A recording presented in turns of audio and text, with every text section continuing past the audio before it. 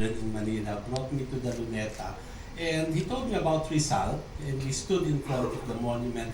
And I remember, I think my father was just trying to be crazy. So he asked me a question that actually changed my life. He explained that Rizal was wearing a heavy winter overcoat in the monument. And then he asked, why is Rizal wearing a winter coat in the tropics? It is a question that I did not answer as a boy. And later on, when I became older, started writing about Rizal, that question informed the book that is now 35 years in print. So it's older than most of my students.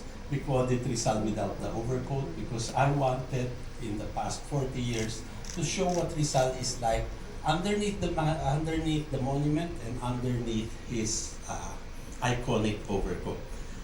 In recent years, the National Artist for Film, Kidlat Tahimik, has been propagating what he called remembering Rizal as an Indio genius. Indio because it used to be the bad word that they used to call the natives, but it's a play on indigenous and Indio genius. And so Kidlat gave me, in his many artworks, this is in the National Museum, he put Rizal in a bahag because he was saying if Rizal grew up in the Cordilleras, he would still wear his coat, but he would also wear a bahag, which shows his Indio genius. But the thing there is when I'm asked, why is Rizal in an overcoat? My standard answer is that because the monument was made in Switzerland. It was cold. But then they transported it to Manila, where he has been wearing his overcoat ever since. And some years ago, I went up to the monument just to see what it is like up close. And I realized that many of the monuments that we have, even the one here in Zamboanga, they're all copying the Rizal Monument in Manila. So the big question has always been, did Rizal wear Filipino clothing? We do not have a photograph of him wearing Philippine clothing, so like a Barbie doll, you can make him wear anything you want. So the Philippine Postal Service gave him a barong, you just put the head. This is long before we had Photoshop, no, they're already Photoshopping him. But I guess if we asked him, Rizal would actually say, yes, I wore Philippine clothing. Now, the thing here is that I found out where and when he actually wore clothing abroad. This is a copy, I'm sorry, it's not a very good copy. It's a letter to his sister Maria, Josefa Rizal. He wrote to his two sisters on 30 December 1882. December 30 is the day he died. This is years before he died.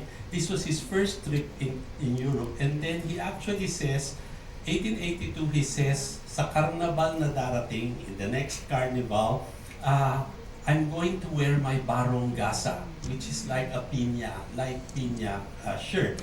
And then he says, kung narito ang aking salakot na sungay, ay akala ko'y sila'y magugulat, kaso hindi ko nahingi. Which means, he's mentioning two articles of clothing. One that he brought with him to Europe and he wore in 1883, and a salakot that he had but was not able to bring, and he didn't ask his family to send it to him. But what's interesting here is that some years ago, I was sent to Germany to document the artifacts that Rizal had sent to a museum in Germany. And because it was a free trip, I did not tell them that I had already gone to the museum, so para libre yung trip the second time. And then when we got there, they said, you have to go to Berlin. And I said to myself, the material's not in Berlin, it's in Dresden. It's a town outside of Berlin.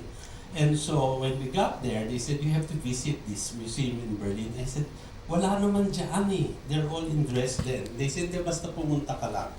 And lo and behold, sometimes, even a historian like myself, you cannot be very smart. You will always learn something new. So what happened was, I found out there was a museum in Berlin where Rizal had sent objects. And there was a letter of Rizal that I had never seen before. It has never been published. So he is telling this Dr. Bastian that I'm sending you some material. And then these are the lists of things that he sent. It has all sorts of things. Now we don't have the time, but what is amazing here is that Rizal sent a whole set of Bagobo clothing. And I do not know how he got the Bagogo clothing. When you look at it, it's really amazing. But what concerns us today is what he said. You will see in the catalog it says, Asalakot de plata y asta, which means it is a salakot, a hat that is made of horn and silver. And so when they brought it